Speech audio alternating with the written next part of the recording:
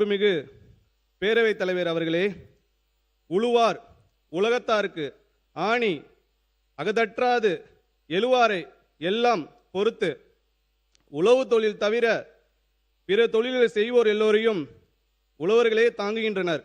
அதனால் அவர்களே இந்த உலகத்தாருக்கு அச்சாணி போன்றவர்கள் என்று வள்ளுவ பெருந்தகை வலியுறுத்துவதிலிருந்து உழவனின் உன்னதத்தை நாம் அறிய முடிகிறது.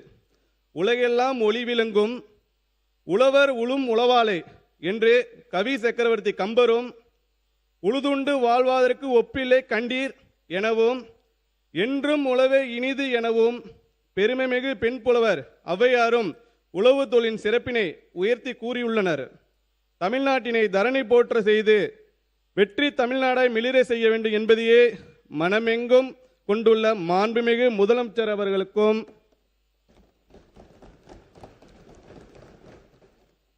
இந்த வெற்றி பாதையில் உள்ள முட்களை எல்லாம் மலர்களாக்கி கற்களை எல்லாம் கனிகளாக்கி தமிழ்நாட்டை முன்னே அழைத்து செல்லும் விவசாயிகளுக்கும் என் பணிவான வணக்கத்தை தெரிவித்துக் கொள்கிறேன்.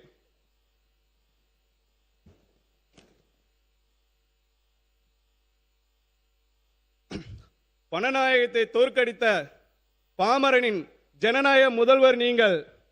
பணநாயகத்தை தோற்கடித்த பாமரனின் ஜனநாயக முதல்வர் நீங்கள்.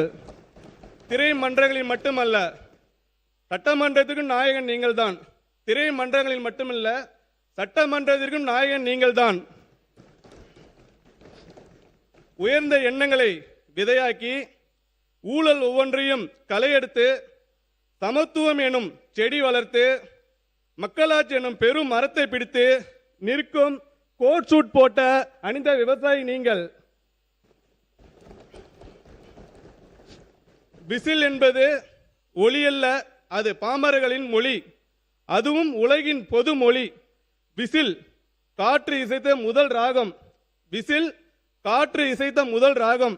மனிதன் பயன்படுத்திய முதல் தொலைபேசி. மனிதன் பயன்படுத்திய முதல் தொலைபேசி. காது கொடுத்து கேளுங்கள். விசில் தனியாக ஒலித்தாலும் கம்பீரம் குறையாது.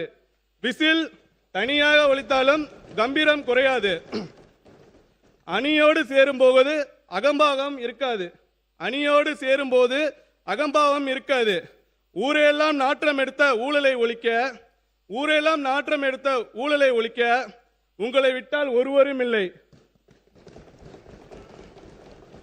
ஒற்றுமையோடு சாதி சமயம் மறந்து நாங்கள் கொண்டாட. நீங்க படிங்க படிங்க. நாங்கள் என்ன சொல்லியிருக்காரு?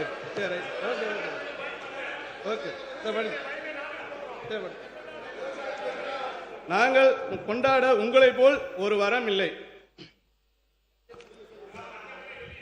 இனி எப்போதும் தமிழ்நாட்டின் தலைப்பு செய்தி ஒன்றில் நீங்கள் பேசுவதாக இருக்கும், இல்லை உங்களை பற்றி பேசுவதாக மட்டும்தான் இருக்கும். ஆளி பேரலையாய் நடைபெற்று முடிந்த தமிழ்நாடு சட்டப்பேரவை தேர்தலில் தமிழக வெற்றிகள் என்னும் பெருங்கடலை தமிழ்நாட்டின் பெருங்குடி மக்களுக்கும். மாண்புமிகு அமைச்சர் பாருங்க, வேளாண்மை நிதிநிலை அறிக்கை. உட்காருங்க உட்காருங்க உட்காருங்க உட்காருங்க. நானே சொல்றேன்ல, உட்காருங்க. நான் சொல்லும்போது குறுக்கிடாது. உட்காருங்க, எல்லாரும் உட்காருங்க. வேளாண்மை உழவர் நலத்துறை மாண்புமிகு அமைச்சர் அவர்கள் வேளாண்மை நிதிநிலை அறிக்கை என்று தாங்கள் அவை முன் வைத்திருக்கிற அந்த அறிக்கையை மட்டும் விரிவாக படிக்கும்படி நான் கேட்டுக்கொள்கிறேன். நானே சொல்லிட்டேன், குறுக்க பேசாதீங்க. நானே சொல்லிட்டேன்ல, உட்காருங்க.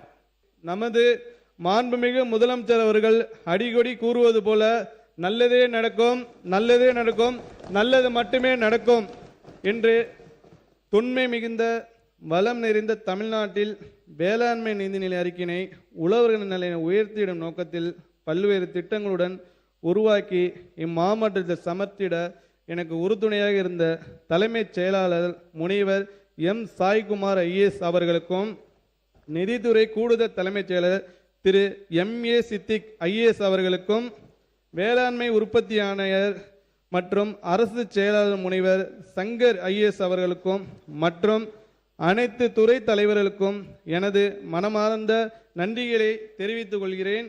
மாண்புமிகு பேரவைத் தலைவர் அவர்களே, இந்த அவையிலே ஒன்று நான் குறிப்பிட விரும்புகிறேன்.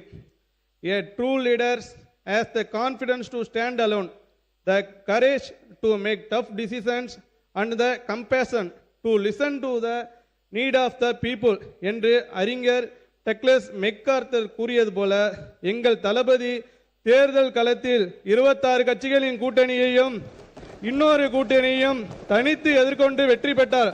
அதனால் தான் சொல்லுகிறேன், he is a true leader, he is a true leader. லஞ்சம் கேட்டால் கொடுக்காதீர்கள் என உறுதியாக அறிவித்த ஒரே முதல்வர் நம் முதல்வர். ஊழலற்ற தூயச்சு என்பதில் உறுதியாக இருக்கிறார் நம் முதல்வர். ஆட்சி பொறுப்பேற்ற முதல் நாளிலிருந்து ஊழல் ஒழிப்பில் உறுதியாக இருக்கிறார் நம் முதல்வர். அதனால் தான் சொல்லுகிறேன், my leader has the courage to make tough decisions. ஒரு அண்ணனாக, மகனாக, தாய் மாமனாக தமிழ்நாட்டின் பெண் குழந்தைகள் முதல் அத்தனை தலைமுறை பெண்களுக்கும் நான் இருக்கிறேன் என நம்பிக்கை கொடுக்கிறார் நம் முதல்வர். அனைவரின் கோரிக்கைகளையும் கேட்கிறார். அதனால் தான் சொல்கிறேன், my leader has the compassion to the needs of the people. எங்கள் தளபதி தான் உண்மையான தலைவர், மக்களுக்கான தலைவர், a true leader. எங்கள் தளபதி தான் உண்மையான தலைவர், மக்களுக்கான தலைவர், a true leader. வாழ்க நம் முதல்வர், வாழ்க ஜனநாயகம், வளர்க நம் தமிழ்நாடு, வெற்றி தமிழ்நாடு காண வெள்ளாட்டு வேளாண்மை. நன்றி, வணக்கம்.